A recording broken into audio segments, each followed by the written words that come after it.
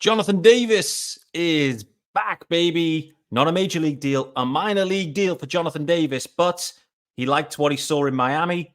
The Marlins like what they saw in JD. What role will he play, if any, in 2024? Equally, we are approaching the ARB submission deadline approaching on Friday. Which Marlin, if any, will get a multi-year extension in advance of that deadline? This is Locked On Marlins. You are Locked On Marlins, your daily podcast on the Miami Marlins. Part of the Locked On Podcast Network, your team every day.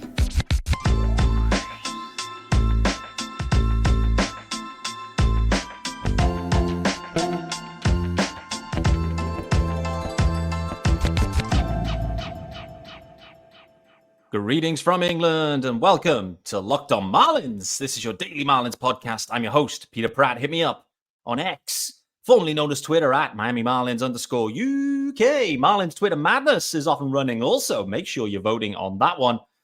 Thanks for making Locked On Marlins your first listen. There is a YouTube channel as well, guys. Don't forget that one. Make sure you hit subscribe over on YouTube. And if you are watching, you have the rundown. You equally had the intro teaser to get you going. This is a Jonathan Davis emergency podcast, guys, talking about what impact he had in 23, what impact he could have in 24. Is it just an insurance policy? Maybe. What could it mean for Jase Jr. if the Marlins are struggling to find a shortstop, which they could be? Could Jase Jr. transition back into the infield and shortstop? Equally, the ARB deadline submission is approaching on Friday. And that then gets you thinking this week about who's going to reach a deal. And what I'm particularly interested in and what we're going to talk about today is which Marlins, there could be multiple guys, could enter into multi-year agreements with the Fish beyond just the arbitration number for 2024. Tons to get into today, guys, on Monday, the 8th of Jan. This episode, it does have a sponsor, so we're going to get the sponsor fired up. This sponsor and this episode is brought to you by Jase Medical. Empower yourself when you purchase a Jase case, providing you with a personal supply of 5 antibiotics that treat 50 plus, over 50 infections. Get yours today at jasemedical.com and use the code LOCKED ON. That is caps, all one word, locked on, to get $20 off your order. That is Jase Medical, Jase for Jase, and jasemedical.com. All right, guys, tons to get into on this busy Monday. Boy, oh boy, Twitter was set alight on Sunday evening. Takes were made losing his mind about the Dolphins and their performance. The fact they didn't win the division somehow. Somehow the Dolphins didn't do it. Craig Mish was offering that, that shoulder to cry on. And this phrase will forever stick with me now. The Marlins are going to drop a trade and we're going to turn that frown upside down, baby. Craig Mish, I think, was joking, sarcastic. I don't know. We'll wait to see. Maybe there's a big trade to come this week. It feels like this is a moving week, doesn't it? Like where you're approaching this kind of arbitration submission deadline. The hearings themselves won't be this week, by the way. But if they don't reach an agreement, the number is submitted on Friday or by Friday. So both parties will submit their numbers and it will be held before a panel in the weeks after that at a time to be determined, depending on the player. So it feels like this could be moving week where all of a sudden maybe things break down with players, conversations, extension talks, and maybe clubs think, actually, maybe we need to move on. Maybe we need to find a different approach. So I'm really interested. Craig throwing it out there, the teaser. The Marlins could drop a trade. That frown upside down. I'm trying to think which specific player could be traded away from the Marlins that would turn the frown upside down for Kenny. I assume it would be Avisail Garcia. So that would be my number one suggestion, irrespective of what comes back. If Avisail Garcia is moved, I feel like Kenny's frown would be turned upside down. Let me know where your head's on that one, guys. Was Craig Mish, was it real? Is it real? I don't know. We'll work it out. I haven't texted him to see whether it was real. I felt like it's funnier just to do it without knowledge, which is how we do this podcast in the main anyway. Of course, just a fan with a podcast, not a journalist. Guys, the big news, though, from today, the Marlins have got Jonathan Davis back. Jonathan Davis committing back to the Marlins on a minor league deal with an invitation to spring. At the time, when they made the decision to non-tender Jonathan Davis, remember, they did have that year of control. They decided not to exercise that. I did suggest at that time, in the everydayers will remember, it feels like a long time ago, but I've always been on JD, by the way. I thought it was a stunning trade that Kim made at the time, an under the radar one, but a necessary one. The defense was sexy. He had a breakout, debut series in Coors, if I remember correctly. After that, it wasn't amazing offensively, but the defense really, really did play like the eye test. It was really nice out there. And I think it filled a perfect need for the Marlins at the time when Jazz was down, clearly. And it felt like he really fitted into that clubhouse vibe, bought into it, and enjoyed his time. And so when he was non-tendered, the sense I had was that the Marlins may look to try and bring him back. He'd likely see if there was maybe some major league deals to be had. Clearly, there hasn't been. He's a fringe guy. He's a really roster fringe dude. That's been his career. He was in AAA when Kim traded for him from the Tigers. He's a minor league dude that adds depth. And for the Marlins, considering the player he's backing up and adding depth to, I spoke about on last episode how I expect Jazz Chisholm to play over 150 games. So this may be an insurance policy that is not necessary. However, considering Jazz's history, this is a prudent move by the Marlins to get Jonathan Davis back into the organization because they know what they're getting at this point. Defensively, personality-wise, clubhouse-wise. The stick can play a little bit. You're not going to be blown away by the stick. But with that center field defense, which is above average, that's exactly what they're going to need at that position. But that's the upside that Jazz brings you, right? He brings you that defense plus the sexy stick. That's why I'm so high on him, clearly. But for me, I absolutely love this move. Love this move. The only other wrinkle here, and I just want to throw this out there. Well, the question is what could his role be? And I think if all is well and the offseason, we'll wait to see how it all plays out. But let's assume the plan for JD is to start in AAA and just be ready. Be ready to rock and roll when if. And that should be the role. The interesting part here is now you then have a center field glove that you absolutely trust and a stick that's a bit below average, clearly, but, you can make it work.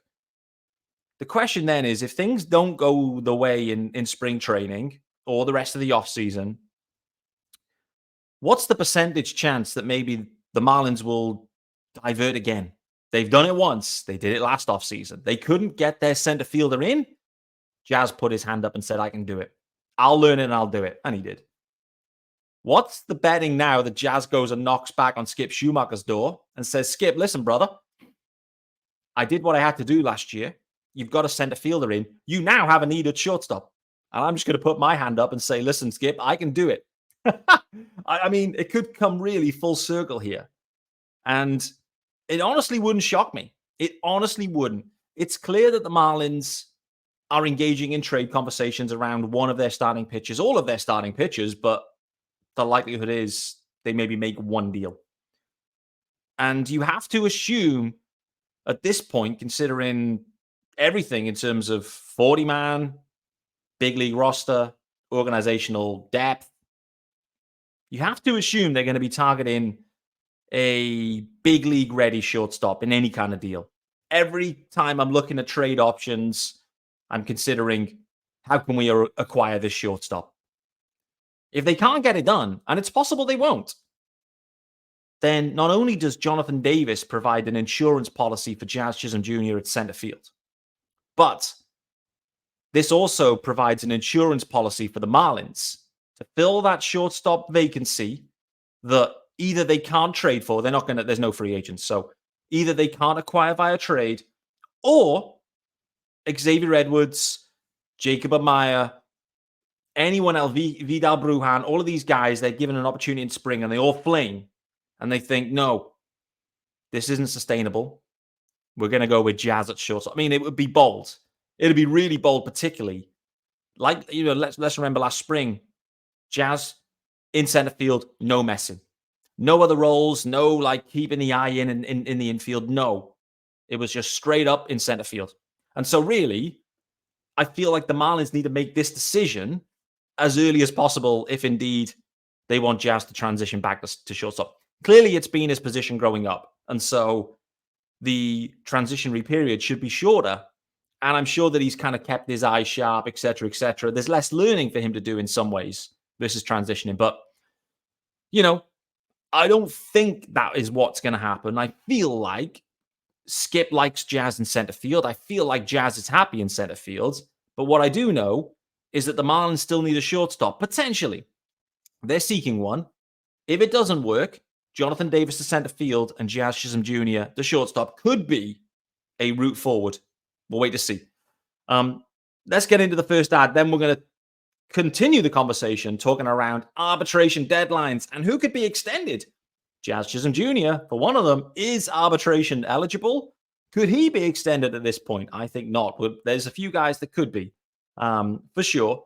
But this episode is brought to you by our good friends over at FanDuel. And we'll get the sexy graphics pumped up. Yes, sir. And guys, the NFL regular season is wrapped up, but there's still time to get in on the action with FanDuel, America's number one sportsbook. Right now, new customers get $150 in bonus bets guaranteed when you place a $5 bet. Can't read on a Monday. That's $150 in bonus bets, win or lose. And the app is super easy to use. So many different ways to bet. They are including live, same game parlays. Find bets in the new Explore tab. And also you've got the Parlay Hub, the best way to find popular parlays. That's my favorite. I am all in on the Parlay Hub. I need to work out what this would be called in England, because we call parlays accumulators. So what is it going to be? The accumulator zone instead of the Parlay Hub? I don't know. Anyway, they got many more as well. Little deviation away on the script there. Nevertheless, so visit FanDuel.com/locked-on. Reminder on that one is FanDuel.com/locked-on and make your first bet a layup. FanDuel, official partner of the NFL. All right, guys, back here with me, Peter Pratt, on Monday, the 8th of Jan. We have an emergency podcast. The Marlins have signed someone. Still no major league deals given out, but a minor league deal inked with former and now returning Marlin favorite, Jonathan Davis. I think he is most likely an insurance policy for Jazz Chisholm Jr., one the Marlins are familiar with, so this makes a ton of sense. However, I also think this is an insurance policy if the Marlins can't find a shortstop, and maybe Jazz can transition back there. I have got a new tracker going. It's the Jazz Chisholm at shortstop percentage tracker. Right now, I have him as the opening day shortstop pegged in at 31% on the tracker. Feel like that could be a bit high, actually, thinking about it. Like, he's probably less than 20%, isn't he? Let me know what you think. Let's talk about the upcoming situation here. There's a deadline looming, and nothing creates action like a deadline. Trust me, my ADHD wife will testify to that to a T. If there's a deadline, it's happening. If there's no deadline, nothing's happening. Maybe it feels like this offseason is ADHD. I don't know. But nevertheless, there is a deadline coming up on Friday, which is where the time elapses for contract extensions, contract negotiations regarding arbitration eligible players. The Marlins have a sizable class, no doubt. There's a lot of work for Peter Bendix and the front office to be doing this week. There really is. A lot of names, a lot of money. The Marlins will be absolutely trying their best to squeeze these guys as low as possible. With so many arbitration guys, they are going to be fighting tooth and nail for everything. Just want to talk about arbitration first, by the way, guys, and this whole process. I absolutely hate this process. And I hope that the majority of guys reach an agreement in advance of having to go into the actual arbitration hearing. I would much prefer a situation where there's this type of, arbitration negotiation, I just wish there was more of a formulaic approach to this where it's just, okay, you earn this amount of war accrued or this amount of something, just finding a way to take away all of the hard negotiation around it, with then the end goal, if they can't seek an agreement, to be go and negotiate and basically slander the other party to minimize the amount you have to pay them. It really grates on me, that approach. It feels archaic, to be honest. And I just don't feel it's conducive to a long-term relationship. Like, you've got at least 3 arbitration hearings, maybe 4. And to have to maybe go through 4 arbitration hearings with a single player where you lambast them for an error here, a strikeout there. You say they're the worst second baseman you've ever seen, can't field, no knees, all because you want to save $500,000.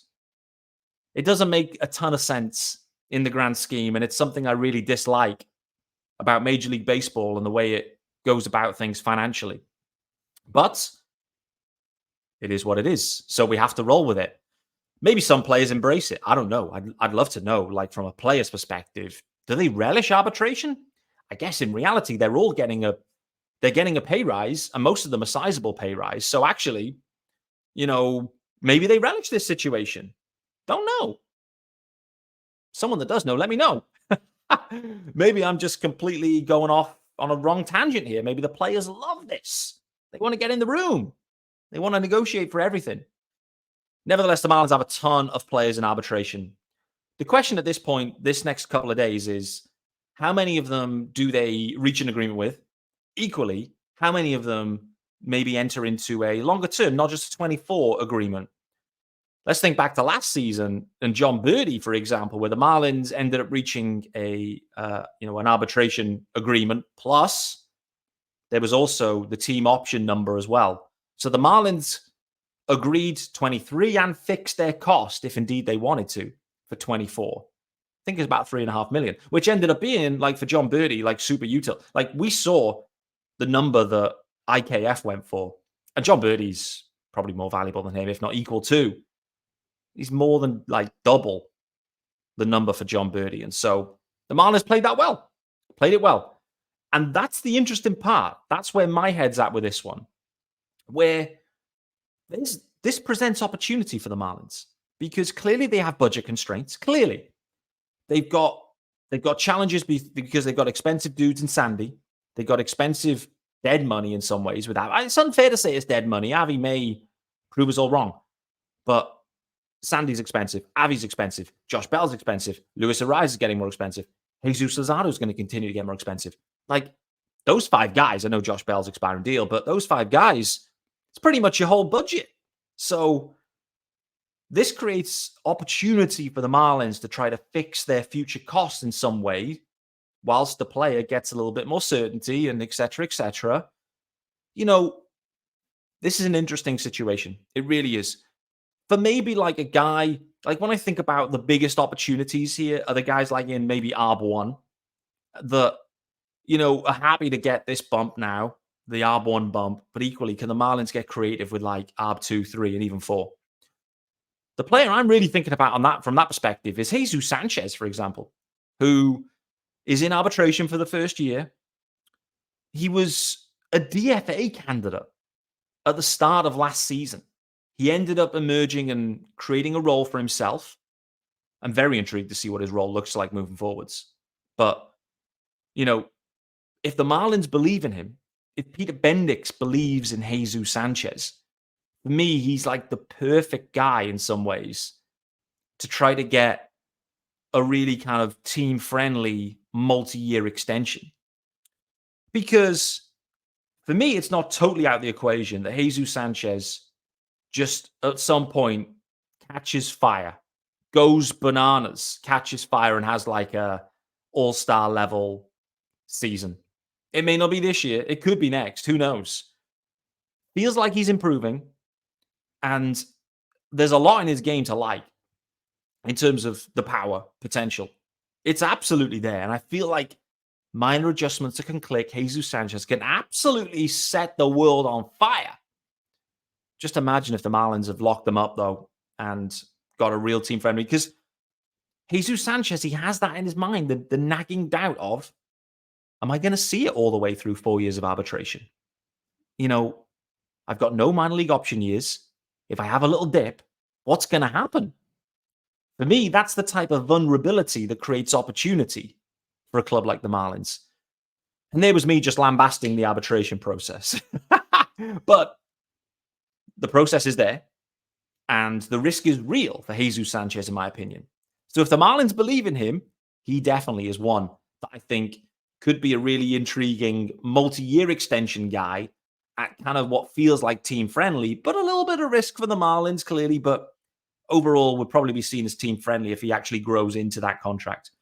A few more guys I wanted to touch on today. Want to talk about Luis Arias for sure. Want to talk about Jesus Luzardo here as well. Want to talk about Trevor Rogers also. But before we do that, we'll talk about our second ad of the day. Yes, we're on a two-ad run this week. It's great to see. And guys, I know we come to sports to escape from some of the crazy realities of real life. But can we just talk for a minute about preparing for real life? According to the FDA, pharmacies are running out of antibiotics right in the middle of the worst flu season in over a decade. This is scary. Trust me, I had the flu, and it was tough, no doubt. I can't imagine a more helpless feeling than if one of your kids got sick while a supply chain issue kept them from the life-saving medication they needed. Thankfully, we'll be okay because of Jase Medical. The Jase case is a pack of 5 different antibiotics to treat a long list of bacterial illnesses, including UTIs, respiratory infections, almost botched that one, sinusitis, skin infections, among others. This stuff could happen to any of us. So visit jasemedical.com and complete your physician encounter. That sounds glorious, by the way. It will be reviewed by a board-certified physician, and your medications will be dispensed by a licensed pharmacy at a fraction of the regular cost. It's never been more important to prepare than today. Go to jasemedical.com and use the code LOCKEDON to get $20 off your order. Hard-hitting ads here on Locked On Marlins, and welcome back on Monday, the 8th of January, with me, Peter Pratt. We are finishing up here talking about arbitration-eligible guys and the deadline approaching on Friday, and potential multi-year extensions. Jesus Sanchez, a sneaky under-the-radar guy that the Marlins could buy low on in some ways, if indeed they believe. We'll wait and see. Wait and see if they do. One other guy that they should at all times be considering a multi-year extension is Jazz Chisholm Jr. I don't think they will ever get that done. I don't think Jazz and the Marlins will ever reach a multi-year extension at any point. I think Jazz Chisholm Jr. will forever bet on himself and will feel undervalued no matter what the number is that is put forward by the Marlins. I think that I'd be surprised. I mean, I'm going off topic here, but I'd be surprised if Jazz ends up moving into free agency with the Marlins, whenever that is, a couple of years away, 3 seasons away. Wait and see. Right, who else do we need to talk about? I want to talk about Luis Arias, because for me, I personally think that Luis Arias is exactly the guy that needs to be extended, and needs to be extended now. The reason being, I feel like with Arias that the Marlins can help themselves in the short term if they indeed need it. And I think this comes down to it. It's like, how much budgetary pressure are they facing into? How creative do they need to get financially? And equally, do they want to try and do something creative now with Luis Arias or the other guys to minimize some of the payroll, to maybe free up payroll to do something else, i.e. bring someone in, a DH potentially? Seen Teoscar Hernandez to the Dodgers. Surprise, surprise. Dodgers are having one hell of an offseason. Sounds like Jorge Soler to the Red Sox is really heating up. But as we see with these things heat up because Jorge Soler, does he want to go to Boston? I don't get that vibe. But he's letting other teams know the Red Sox are in on me.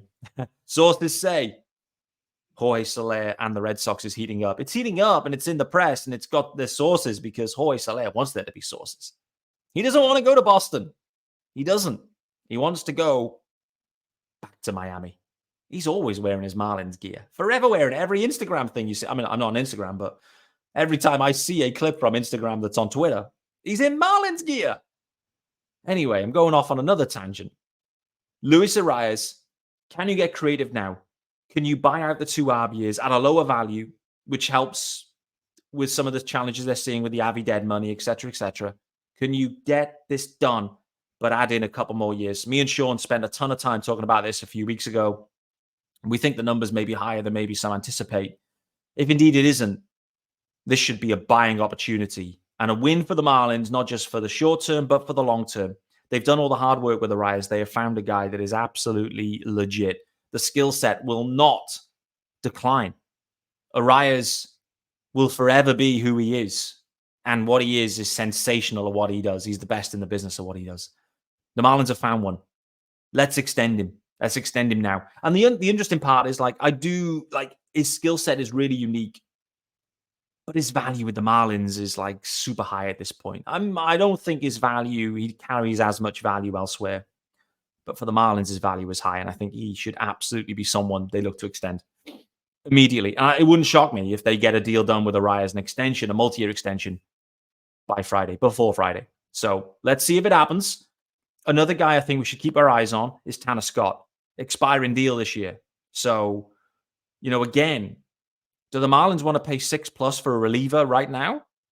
I'm not sure they do. Could they find a way to get into a multi-year deal with Tanner Scott, considering the fluctuation, the career fluctuation that Tanner Scott has? Yes, he's at his peak now. But for Tanner Scott, what happens if things heavily regress? Which, let's be honest, Tanner Scott is most likely to regress from last year. He was unbelievable. Experience tells me, history tells me, that Tanner Scott is going to take quite a significant step backwards this season. So when he then goes into free agency, whether that is after leaving the Marlins or another organization, there's plenty of different directions that can go. But when he goes into free agency, what's the year going to look like before that? Does Tanner Scott want to lock something in now?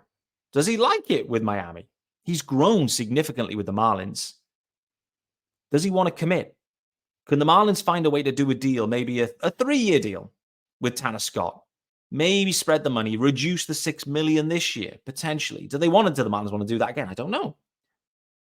But for me, for Tanner Scott, he's in a really risky position. So we'll wait and see. But I think the Marlins, again, have a buying opportunity linked to the fluctuation in performance from Tanner Scott. It has not been a straight line graph in terms of performance. It has been down, up, heavily down, bit up, down, and super up. He's right now at super up. Seems like a tough time to negotiate in some ways. At the same time, I think it could be a really good time to negotiate with Tanner Scott. Career year. He's just had his career year. Contract year this year. Does he basically turn his contract year into last year and then sign a 3-year deal, over $10 million across the 3 years, whatever that looks like, with the Marlins? Feels like a fat dub for Tanner Scott. I'm also interested in Trevor Rogers. I'm interested just generally with Trevor Rogers. Spoke about him last week in the episode. I think he could have a, he's going to have an important role. The question is what's the performance like? But again, potentially another buy low candidate. Like, I'm really interested to see how Peter Bendix approaches this situation with all of this arbitration class and what type of strategic approach do they take with these guys. Really interested. Run out of time, guys. I appreciate you joining me on Locked On Marlins on Monday, the 8th of Jan. Jonathan Davis is back, baby. Greatest insurance probably that's a little bit overselling it. Nevertheless, a great insurance policy for Jazz Chisholm Jr. at center field. And the history tells us the Marlins will need that policy. It also creates an opportunity to slide Jazz into shortstop if indeed the Marlins need an insurance policy at that position. Tons of activity coming this week.